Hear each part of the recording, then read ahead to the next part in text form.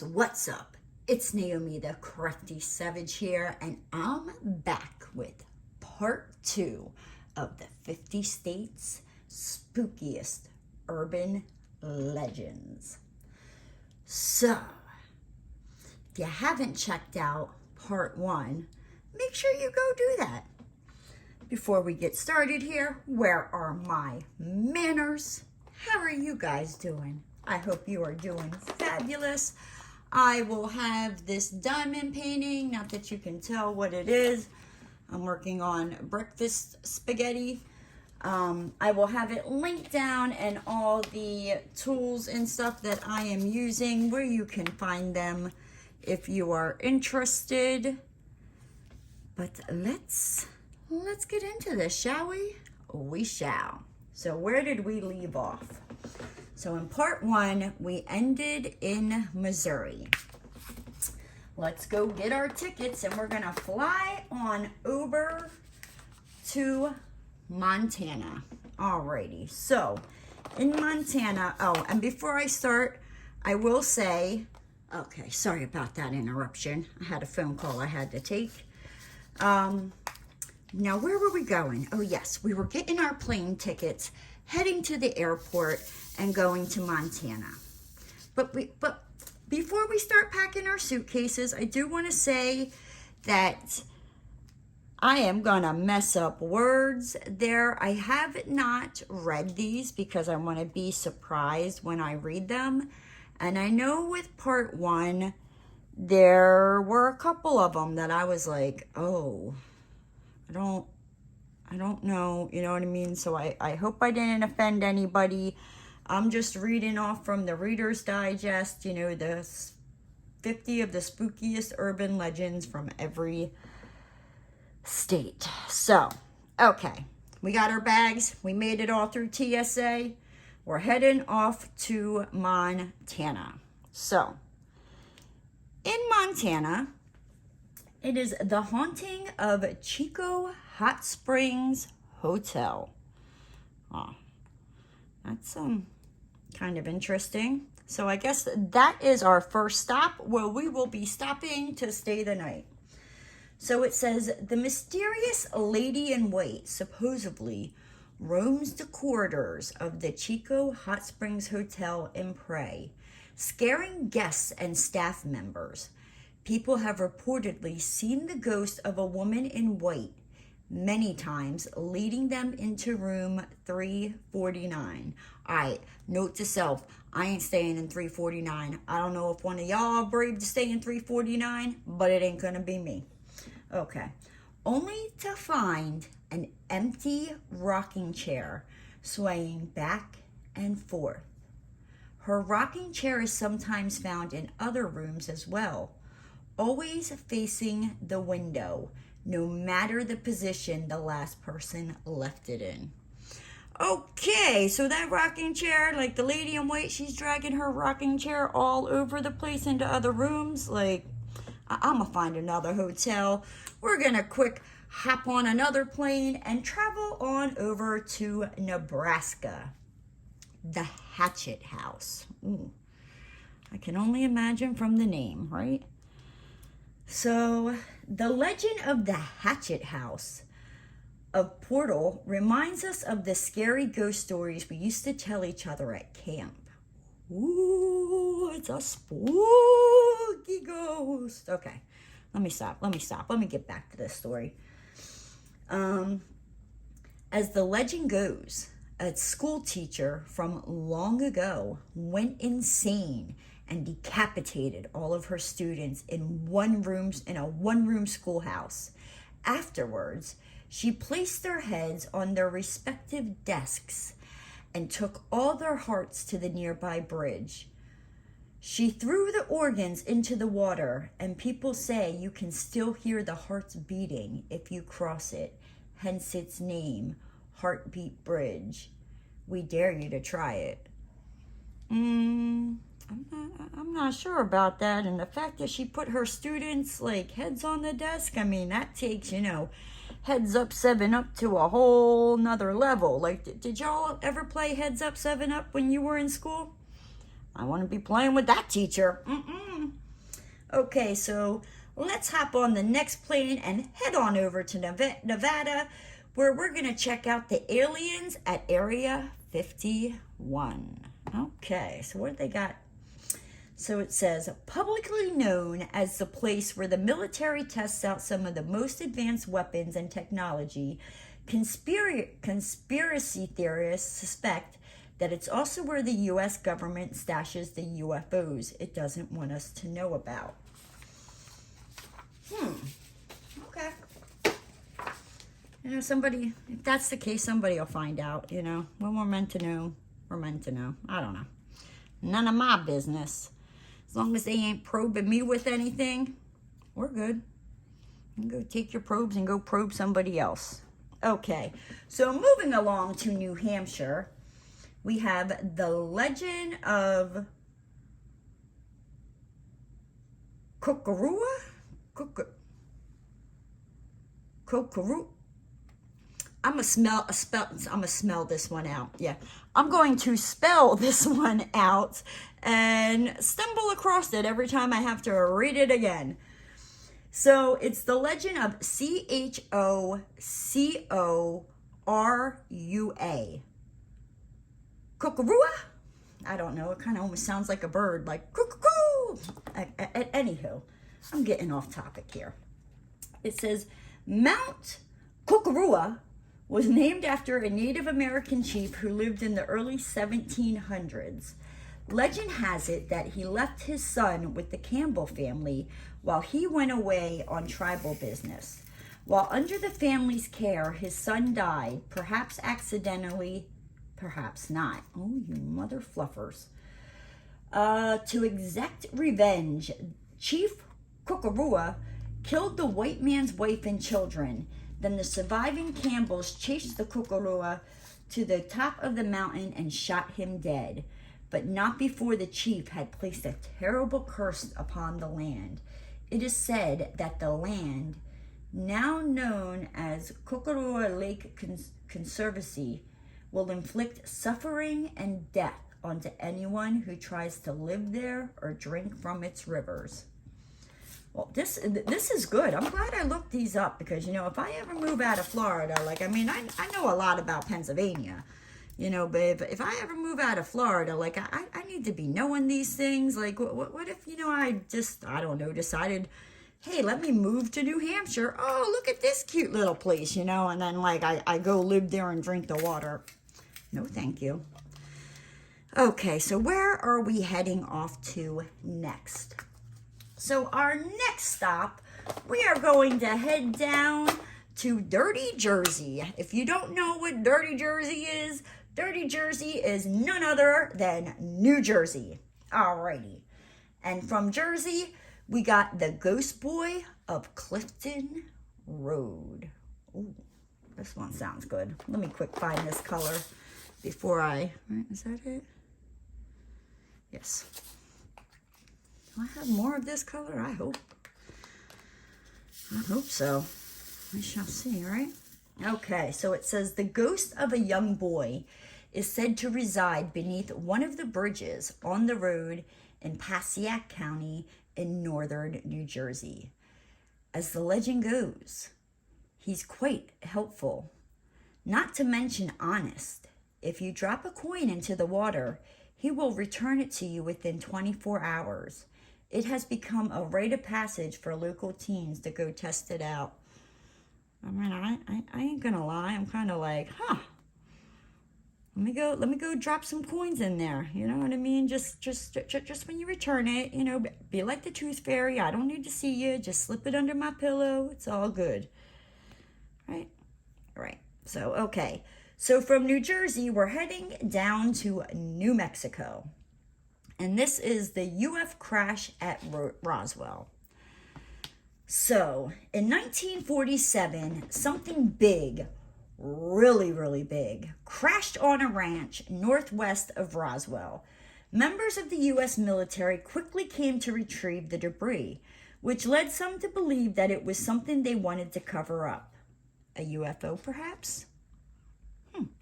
I don't know. Let's find out, shall we? Get on there, damn it. Stupid diamonds. Adding to the mystery, Jesse Marcel Jr., son of one of the military officers charged with clearing the site, later described the debris he saw his father bring home as being made of lead foil with I-beams. Okay. According to Roswell UFO Museum, he recalled the writing on the I-beams as purple. Strange. Never saw anything like it. Different geometric shape levels, leaves, and circles. The U.S. government maintains it was a weather balloon that crashed. Well, that's some strange weather balloon, but okay. Let's head back on over to the east to New York, to the legend of the Cropsey. I'm probably not saying that right, but you know. So it says Staten Island's Cropsey has been a local legend for decades and gained national attention when the documentary of the same name was released. The story goes that Cropsey had a hook for a hand and was a patient at the Willowbrook State School. He would come out late at night to hunt and chase local kids with his hook hand. In truth, a series of child murders did take place in the area of Staten Island in the 1970s and 1980s. Eerie? Yeah. Well, I'm glad that stopped, and I didn't live in New York. But wow. Okay. So next, let's head on down to North Carolina. I like to refer to North Carolina or any of the Carolinas as North Kakalaki, South Kakalaki. So, North Carolina, the beast of the Bladenboro. I'm probably not saying that right, but just go with it, all right? Many regions in the United States have their own urban legends of a story about a mutant creature in the woods who kills viciously and indiscriminately. In North Carolina, it's the beast of Bladenboro, described by locals as a panther-like, bloodthirsty killer lurking in the darkness. It is said to have attacked numerous dogs and even people. Watch your back. All right, well, don't be going in the woods in North Carolina. Got that. Okay. Let's head on down to North Dakota to the Mini-Washatu. It's like Miniwashitu.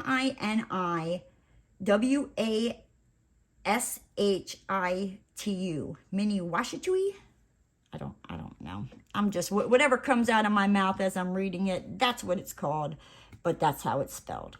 Alrighty, so, next time you're in the banks of the Missouri River in North Dakota, keep an eye out for the Miniwashitu of North Dakota, a giant red hair monster with sharp spikes along its back, a horn, and only one eye.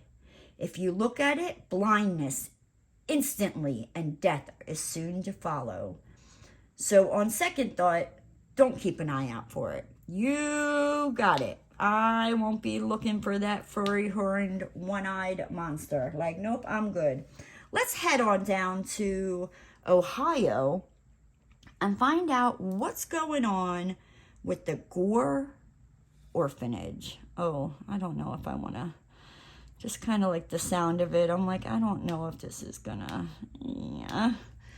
Okay, so in the 1800s, there was a deadly fire at the aptly named Gore Orphanage in Lorain County. Tragically, every single orphan in the institution perished. Oh my gosh, that's sad. Locals say that if you visit the site where the orphanage stood, you can still see the ghosts of the dead children, hear them playing, or smell their burning flesh. I mean, I guess, I don't know why children don't freak me out, like if they were a ghost, but like I was all like, oh, you can see them and hear them playing and smell, they're like, nah, you lost me there. You lost me there. I don't want to smell burning flesh. Like, I'm good. Pass.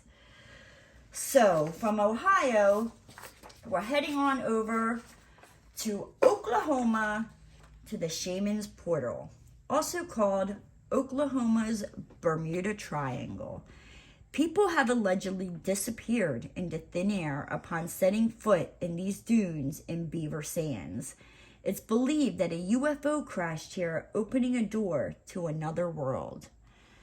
Okay, so when I go to visit Oklahoma, we ain't going there.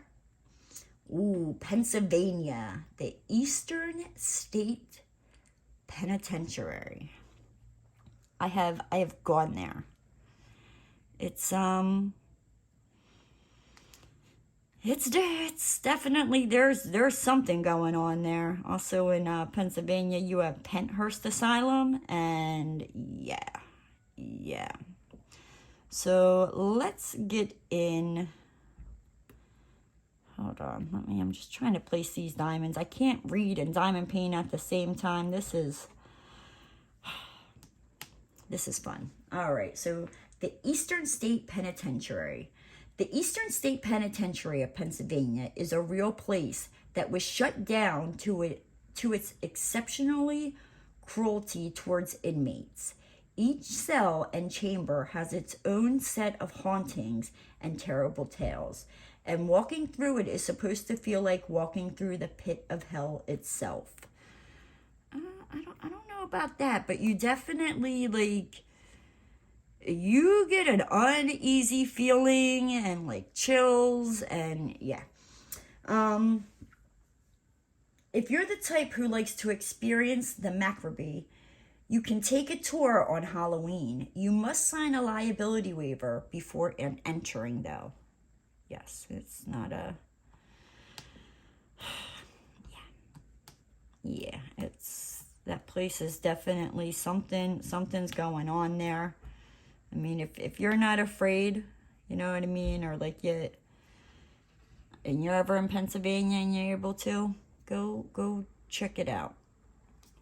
And Penthurst, yeah, they shut that down, but they have it open during the Halloween season, and you can only go into certain buildings, and they also have tunnels that run underneath. I don't know if they're doing the tunnels anymore, but like the tunnels at the Penthurst Asylum, like, it is freaking dark and it is scary, and like, no.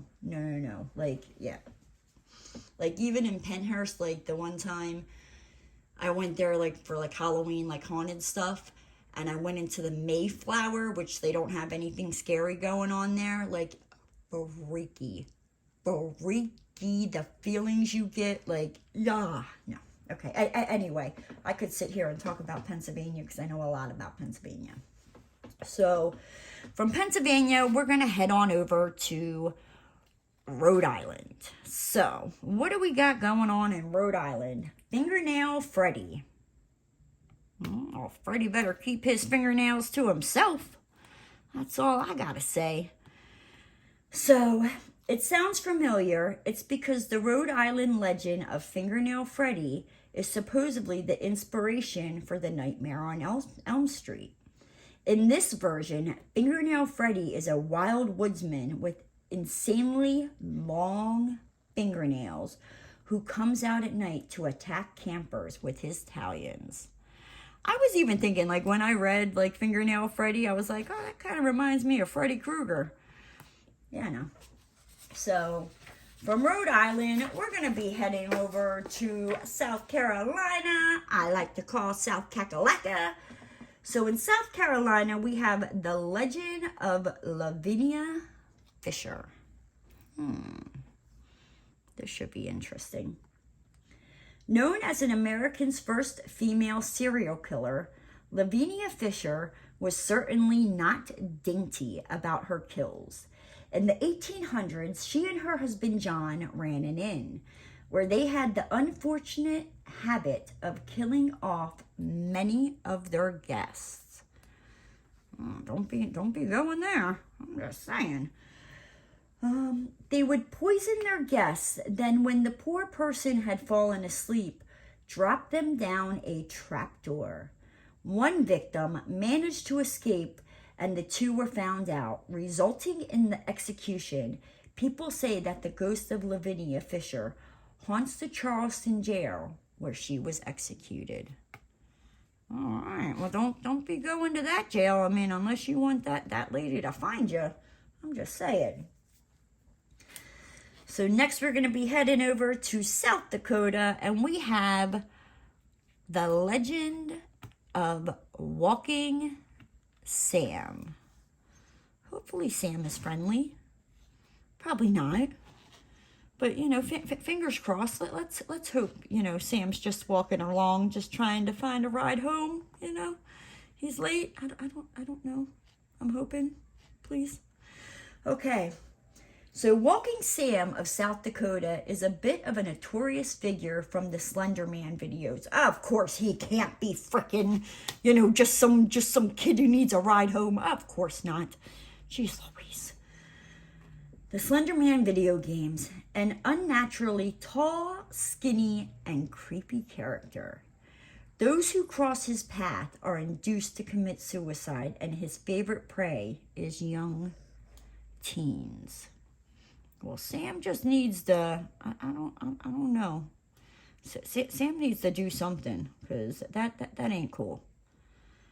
Alrighty, so from South Dakota, we're going to head on over to Tennessee for Skinned Tom. Okay. Dump these out. So, let's see, Skinned Tom. As the story goes, in the 1920s, a young man named Tom once took his lady friend to a local lover's lane. They were like brown chicken, brown cow. And anywho, I'm sorry. He didn't know it, but the woman he was so enamored with was in fact married. That dirty slut. Ooh, I'm sorry. Watch she come back and like get me because I called her names. Okay. Anywho, getting back to the legend. Her husband found the two canoodling in the car, murdered the wife, and then skinned Tom alive. People say Tom still hangs around Lover's Lane, ready to kill those who dare commit adultery. All right. I guess I can back up Tom. You know what I mean? Don't be going out to Lover's Lane when you ain't with your lover. You know, it's your side person, because Skin Tom from Tennessee, he's coming for you. I'm just saying. Alrighty. So, now we're going to move over to Texas. The Lechuza, it's Lechuza. In South Texas, after you've had a beer or two, you need to be on the lookout for the Lechuza. Depending on the version being told, this incredibly large owl is either a bruja, which is a witch, or a familiar woman by day, bird by night. Her child was killed by a drunk, so she's on the prowl, looking to take revenge on bar patrons stumbling out on the street after closing time. Good for her. You know what I mean? Because in today's, you call an Uber. Good for her. Okay. Now we're going to head on over to Utah. The Curse of the Excellent Purified Forest. And I'm probably not saying that right. We're just going to go with it, all right? So it says, visitors to the Escalante Petrified Forest in the Black Hills of Utah are cautioned to leave what they find behind. Don't be taking souvenirs with you. That's good to know, because sometimes I do that. I'm like, oh, let me take some sand, a rock. Probably taking evil spirits with me. Dear Lord, baby Jesus, stop picking stuff up off the ground, Naomi. Okay. Anywho, legend has it that anyone who takes so much as a rock or a piece of wood will suffer intense misfortunes. Car accidents, broken bones, and even job loss are said to have befallen those who dared to ignore the warning. Okay, so I'm gonna put that like in my little like store away for later reminders in my brain. I mean, I don't know if I'll ever go there, but I do have a tendency that like when I visit places, I like to bring back like a rock or shell or sand, or I think I might stop doing that, or just make sure like where I'm going that like I ain't bringing some curse back with me. So next, let's head on over to Vermont. Let me find out about Vermont, because my one best friend, she's thinking about moving there.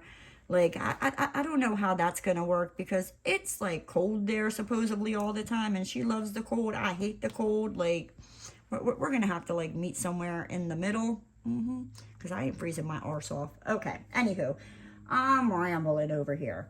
Vermont, the Brattleboro Retreat Tower. Built as part of an insane asylum in the late 1800s, the Brattleboro Retreat Tower was soon closed off after a number of patients supposedly committed suicide by flinging themselves from the top. The tower remains standing today, and people say that if you dare visit it, you will see ghosts plunging to their deaths over and over again, like an old tape replaying itself. I'm gonna have to pass on that one. I'm just saying. Okay, let's move on to Virginia, to Bunny Man Bridge. Oh, he's a bunny. Like, he can't be that bad, right? Watch I say that. Every time I say that, you know, watch this guy be like, oh, okay. So let's find out what's going on in Virginia at Bunny Man Bridge. As the story goes, in 1904, some of the most dangerous patients from an insane asylum, Clifton, Virginia, were being moved to a prison when the bus crashed in Fairfax Station. Uh-oh, that don't sound good. At the Fairfax Station Bridge. The inmates attempted to escape, but only one was successful. He left a trail of dead-skinned, half-eaten rabbits hanging, many from the bridge. That was the scene of the crash. Then, on Halloween night of that very same year, several teens hanging out under the bridge were attacked at the stroke of midnight and met the same fate as the bunnies. Well, don't be hanging off at that bridge, you know, around Halloween, around midnight. Like, get your tail out of there so you don't turn into, like, the bunnies. I'm just saying, jeez Louise, what is wrong with people? And I apologize if you hear them children screaming outside. Like, that their parents need to teach them some damn manners. Like, good gravy. All right, so let's head on over to Washington, to Maltby's 13 Steps to Hell. That don't sound fun. But let's see what they're talking about over here, shall we? So, in Maltby Cemetery, in Maltby, you'll find a set of 13 steps leading down to an underground crypt. Legend has it that anyone who makes the regrettable decision of climbing down those steps will meet with a vision of hell so terrifying it will drive them to insanity.